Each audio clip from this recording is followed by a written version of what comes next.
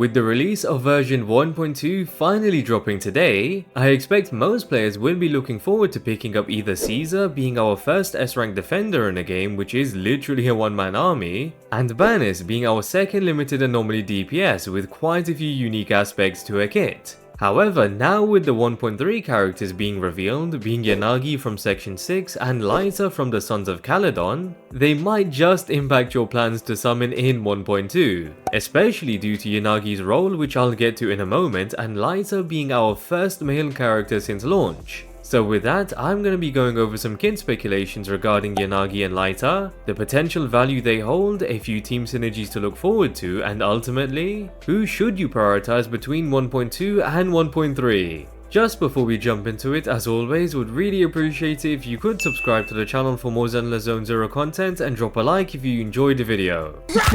Now I'm going to kick this off with the first character to drop within 1.3 being Yanagi. Right off the bat, we already knew Yanagi was going to be an electric character, but I'm pretty confident I wasn't the only one that expected Yanagi to be an electric attacker. You know, since we already have an S-rank electric character for every role aside from the attacker role. Either way, she is a DPS character, which was definitely to be expected. So with Yanagi being an electric anomaly DPS character, it's fair to believe that she will power creep Grace, as they do share the exact same role and attribute. That being said, it doesn't mean Grace will now be worse of a character, as you can still clear majority of content with her. Also, she is still going to be a fun and extremely flexible character to play with. However, with Yanagi, it would be fair to expect her to be capable of dealing a lot more damage and would have a few unique abilities in her kit similar to Jane and Bernice. Now as for Yanagi's kit in specific, taking a look at the brand new Chaos Jazz Disc Drive set dropping alongside the release of 1.2, the 2-piece increases anomaly proficiency and the 4-piece increases fire and electric damage, along with increasing the damage dealt by EX special attacks and assist attacks when off field. So we already know that this set is going to be the best in slot set for Bernice, since she is a fire type anomaly DPS that specializes in dealing damage off field. However, there isn't an electric anomaly DPS in the game that is able to utilize this set, which means that Yanagi will likely be the one capable of utilizing this set, making her an off-field damage dealer just like Bernice. Now since Yanagi will be dropping right after Bernice, even though they both are anomaly DPS characters that potentially specialize in dealing damage off-field, I'm pretty confident that Yanagi wouldn't power creep Bernice, as the rest of the kit likely will be very different to really set both characters apart. So Yanagi wouldn't really be seen as competition to Bernice. But it is quite amusing that two anomaly DPS characters that are capable of dealing damage off-field potentially will be dropping back to back. Now as for Yanagi's notable team synergies, there will be a few obvious team compositions to look forward to based on her role and faction. As Yanagi is an anomaly DPS, the Disorder team consisting of Jane, Yanagi and either Seth or Rina would definitely be one of her best teams. Hardly anything needs to be said about Jane, since I'm sure everyone knows how amazing of an anomaly DPS character she is, being capable of dealing crazy amounts of damage to enemies. Then with Yanagi, I would expect her to be very similar to how Bernice would play alongside Jane, as both deal damage off field, which would provide Jane with majority of field time. However, it would be fair to also expect Yanagi to be capable of dealing quite a bit of damage, along with possibly providing buffs to the team such as increased anomaly build-up rate or just a simple attack buff. Only since then it would allow Yanagi's kit to stand out from other anomaly DPS characters. Regardless of the specifics, Jane and Yanagi being able to trigger Disorder consistently alone will make these two a strong duo. Then for the third slot, you can opt for a more quickswap strategy with Rina whilst increasing the pen ratio for both Jane and Yanagi, or you can go with Seth being a jack of all trades, as he is able to deal damage, stun enemies relatively quick, provides a shield for the team quite often which also increases anomaly proficiency and can reduce anomaly build-up resistance on enemies. So either Seth or Rina would be amazing for the third slot. But considering Seth is an A-rank character that you likely would have picked up multiple copies of if you summoned for Jane, he may just provide more value overall. Now as for another standout team which would only be accessible from 1.4 onwards potentially, would be the Section 6 team consisting of Miyabi, Yanagi and either Sokaku or Lycon.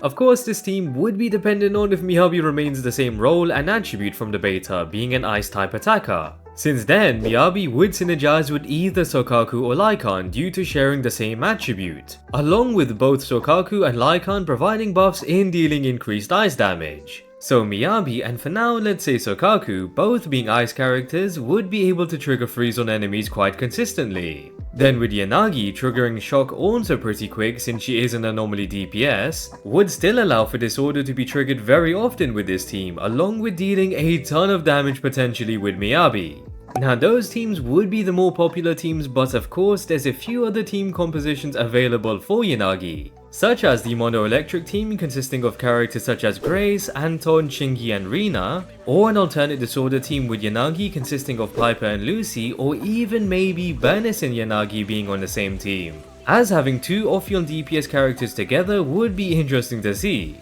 But that would depend on whether they can also deal a lot of damage on-field as well as off-field. Now as for the second character dropping in 1.3 being Lighter, I already know a lot of players are going to be picking him up purely based off him being our first limited male character in the game, and to be fair, they definitely killed it with his design. Now Lighter is going to be a fire type character and will be our second limited stun character in the game, which is going to make him an extremely valuable character due to the potential he holds. Purely based off our first limited stun character being Changli, I would also definitely expect Lighter to be capable of increasing the stun damage multiplier by a significant amount, which would allow DPS characters on the team to deal a ton more burst damage. Also, we could potentially see a few additional damage amplification buffs within Lighter's kit, such as maybe a defense shred to fire damage or possibly a simple attack buff, as then this would allow him to slightly edge out Changli in terms of value. Now with Lighter being a fire stun character, it does mean that Kaleda is likely going to be power crept since they do share the exact same role and attribute. However, you would still be able to use Kaleda since she is a pretty good stun character, but you would be missing out on the potential significant stun damage multiplier increase Lighter would provide. That being said, the core mechanic of stun characters is to simply stun enemies very quick, which both will be able to do just fine. So if you are one of the few players that really likes playing with Kaleda, then there's really nothing to worry about. Now moving on to some of Lighter's team synergies. Of course, since Lighter is a stun character, he will have a great amount of team flexibility, as you can pretty much slot stun characters into majority of teams. However, a more notable team would be the Sons of Caledon team, consisting of Lighter, Bernice and Caesar, which is an extremely expensive team that I don't expect most of you to have access to, but it would likely be an amazing and fun comp. That being said, this team would be heavily dependent on whether Bernice is capable of being the main DPS for the team, since as of now she is considered more as a sub DPS. So this team does have potential, but we would need to wait and see how strong exactly Bernice will be as a solo DPS. Alternatively, Soldier 11, Lighter and Caesar is likely going to be a much better team overall, since Soldier 11 is an attacker, which is going to be more reliable in dealing lots of burst damage, and especially alongside Lighter potentially increasing that stun damage multiplier. Now when taking Soldier 11's core skill into consideration, it's safe to say that Lighter is going to be the best in-slot secondary character for Soldier 11, as her core skill can only be activated by either a character from the same faction or from the same attribute, and once it's activated, Soldier 11 will be able to deal 10% more fire damage. However, when Soldier 11 attacks a stunned enemy, the fire damage increase is further enhanced by an additional 22.5%. So Lighter, being a stun character, would allow for the enhanced fire damage buff to have a lot more uptime. So Soldier 11 is definitely going to synergize extremely well with Lighter, and then when you have Caesar beside them, you would be buffing Soldier 11's damage even further, along with Caesar also contributing in stunning enemies. So this would definitely be a solid team that synergizes extremely well together. Now of course, with Lighter being a stun character, there will be plenty of other teams you can build around him, such as with Piper and Lucy, as Piper would be the main damage dealer and Lucy would be buffing both Piper and Lighter's damage by up to 600 flat attack, alongside dealing damage off field. Also, you could even place Lighter alongside Ellen and Sokaku, since Lighter would be a replacement for Lycan if you don't have him. So essentially, most current existing duos, and especially when an attack character is featured, will definitely be able to synergize with Lighter, which does make him an extremely flexible and valuable character.